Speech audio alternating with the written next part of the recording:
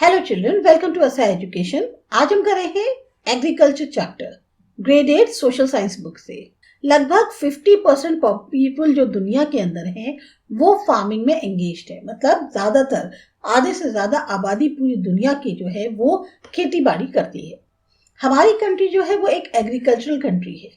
लगभग 2/3 पॉपुलेशन हमारी कंट्री की जो है वो निर्भर है इस एग्रीकल्चर पे।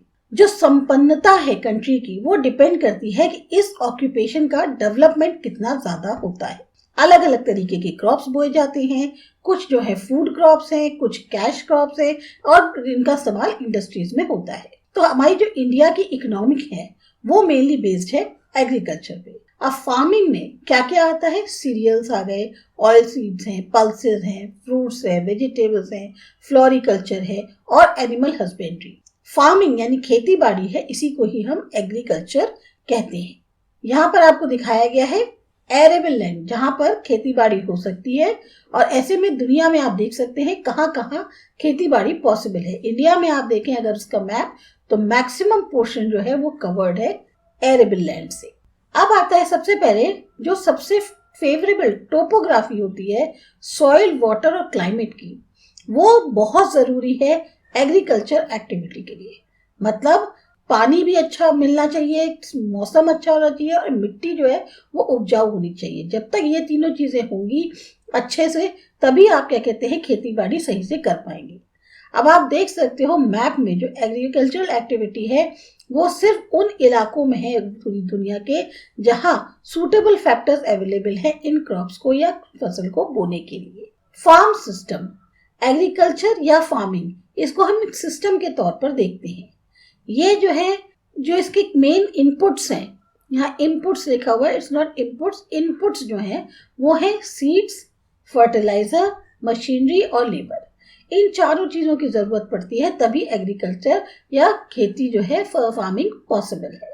कुछ इसमें ऑपरेशंस इन्वॉल्व होते हैं जैसे प्लोइंग, खुदाई करना, मिट्टी पलटना, बीज बोना, आपका इरिगेशन पानी के लिए सिंचाई चाहिए, वीडिंग जो वैसी जंगली घास उगाती है उसको हटाना और फिर फाइनली फसल को काटना।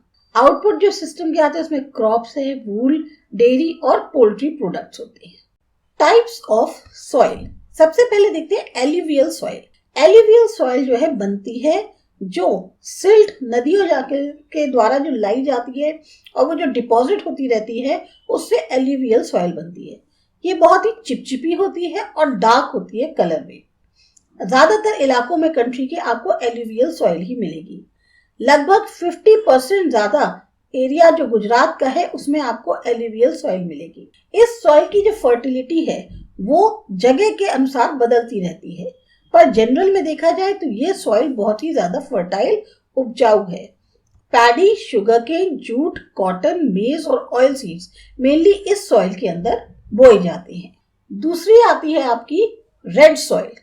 रेड सॉइल आपको उन इलाकों में मिलेगी जहां पर इग्नियस और मेटामॉर्फिक रॉक्स पाई जाती हैं, क्योंकि इनमें आयरन और ऑर्गेनिक मैटर जो है ज्यादा होता है, इसीलिए इस सॉइल का जो कलर है वो रेड होता है। ज्यादा आप गहरे जाते जाएंगे तो ये येलो हो जाएगी। ये जो सॉइल है ज्यादातर पोरस होती है और फर्टाइल होती है। पोरस से मतलब इसमें पानी आसानी से सोक कर सकती है ये। इसमें मिलेट, कॉटन, वीट, ज्वार, लिनसीड, ग्राउंडनट और पोटैटो जो है इनकी खेती करी जाती है। फिर आता है ब्लैक सॉइल। ब्लैक सॉइल थोड़ी क्लेई और लोमी होती है।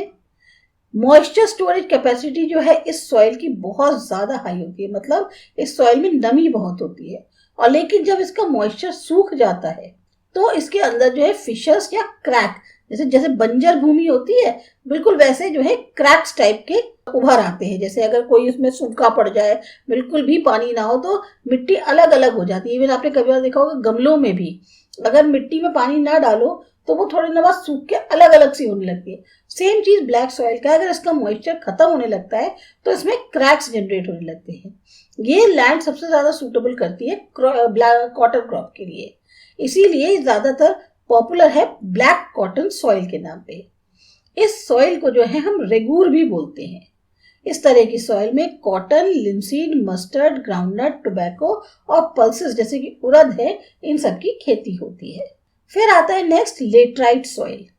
बहुत ज्यादा बारिश होने के कारण लोमी सॉइल जो है वो इन एरियाज में पाई जाती है, और जहां पर बहुत ज्यादा क्योंकि बारिश होती है तो जो मिट्टी है वो हटती रहती है।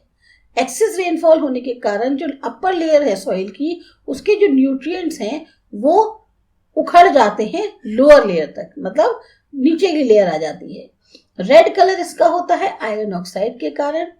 कई जगहों पे ये लैंड जो है वो अनकल्टिवेबल होती है क्योंकि जो इसका ऊपर की सतह है वो सूख जाती है और हार्ड हो जाती है। सॉइल लेस फर्टाइल है क्योंकि इसमें ऑर्गेनिक कंटेंट काफी लो है, लेकिन अगर इसमें खाद पड़ जाए, फर्टिलाइजर्स डाल दिए जाएं तो क्रॉप्स जैसे कि कॉटन, पैडी, रागी, शुगरकेन, टी, कॉफी, कैश्यूनट्स ये सब यहाँ पर उसमें उगाए जा सकते हैं। Desert soil. डेजर्ट सॉइल आपको मिलेगी एरिड या सेमी एरिड क्लाइमेटिक कंडीशंस में, जहां बारिश बहुत कम होती है या बिल्कुल ही नहीं होती। सॉइल जो है वो सैंडी होती है और बहुत ही कम फर्टाइल होती है। इसमें हाई कंटेंट होता है सॉल्युबल सॉल्ट्स का। अगर इरिगेशन फैसिलिटीज मिले तो मिलेट और ज्वार जो है यहाँ पर उसमें उगाया जा सकता है। ये तरह की लैंड आपको मिलेगी राजस्थान, गुजरात, हरियाणा, साउथ पंजाब में। गुजरात में इस तरह की लैंड आपको मिलेगी सौराष्ट्र, कच्छ या कुछ एरियाज जो नॉर्थ गुजरात के हैं वहां पर। माउंटेन सॉइल ये मेनली मिलती है हिमालय रीजन में, बहुत ही थिन होती है और इमेच्योर होती है। इस तरह की सॉइल आपको मिलेगी ज्यादातर जो हाई पार्ट्स है हिमालयाज के वहां पर, जहां पर देवदार, चीड़ या पाइन वाले जो पेड़ हैं वो पाए जाते हैं। Forest soil. फॉरेस्ट सॉइल जो है कवर्ड होती है, जो पत्तियां पेड़ से गिर जाती हैं और जो अपर पार्ट है सॉइल का वो काला पड़ जाता है क्योंकि ऑर्गेनिक मैटर जो है उसमें बहुत ज्यादा बढ़ जाता है। वजह क्या होती है कि जो पत्तियां उसमें गिरती रहती हैं वो धीरे धीरे सड़ने लगती हैं और इस वजह से ऑर्गेनिक मैटर बहुत ज्यादा हो जाता है और जो सॉइल है वो काली पड़ जाती है। ये ब्राउन होती है और रेड होती है बॉटम में ग्राउंड के। टी, कॉफी, स्पाइसेस, व्हीट, मेज, बार्ले, पैडी ये सब इसी सॉइल में उगाए जाते हैं और ये जो सॉइल है बहुत ही कम इलाकों में पाई जाती है। मार्शी एंड पेटी सॉइल। इस तरह की सॉइल पाई जाती है जब ऑर्गेनिक मैटर जो है मॉइस्ट एरियाज में बहुत ज्यादा इकट्ठा हो जाता है।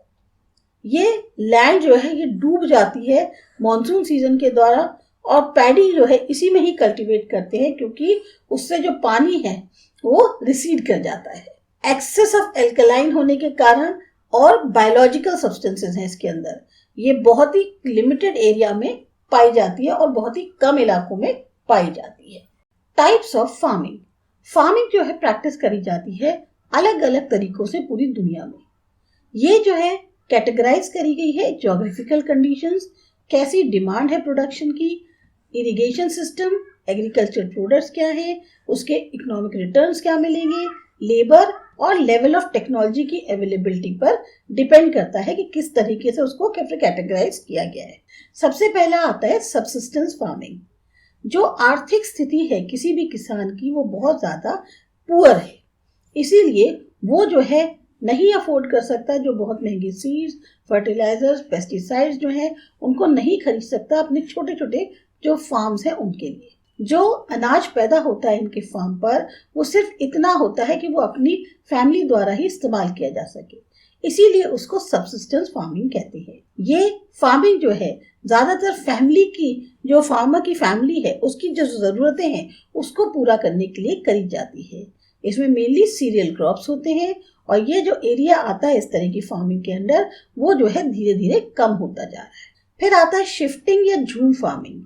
इस तरह की फार्मिंग जो है ज्यादातर ट्राइब्स के द्वारा की जाती है जो जंगलों में रहते हैं और उसके लिए वो लोग पेड़ काटते हैं, उनको जलाते हैं, लैंड साफ करते हैं और फिर जो राख होती है उसे सॉइल में मिला देते हैं। फार्मर्स जो है यहाँ पर 2 या 3 साल खेती करते हैं।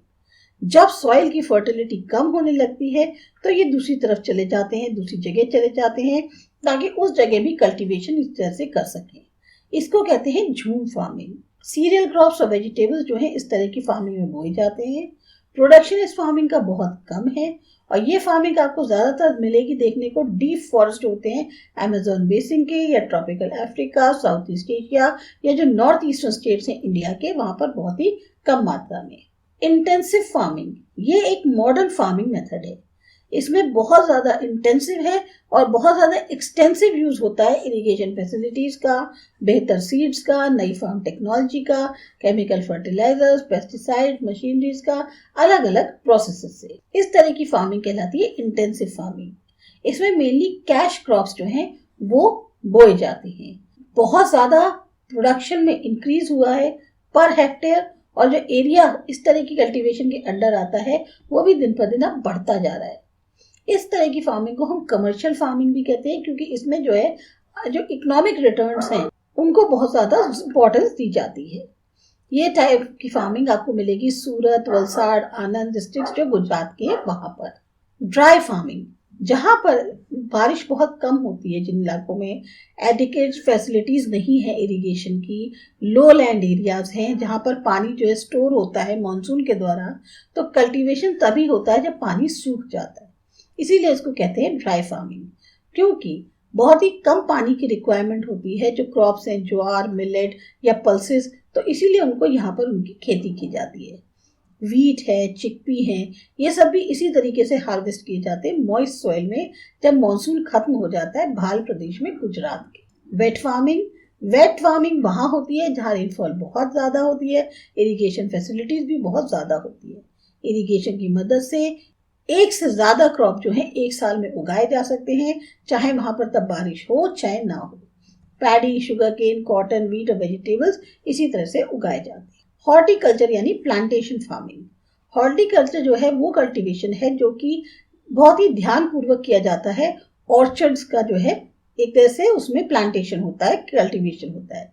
एक बार उनको बोने के बाद प्लांटेशन क्रॉप्स जो है वो एक प्रोड्यूस देते हैं पर्टिकुलर सीजन तक या पूरे साल तक और या सालों तक।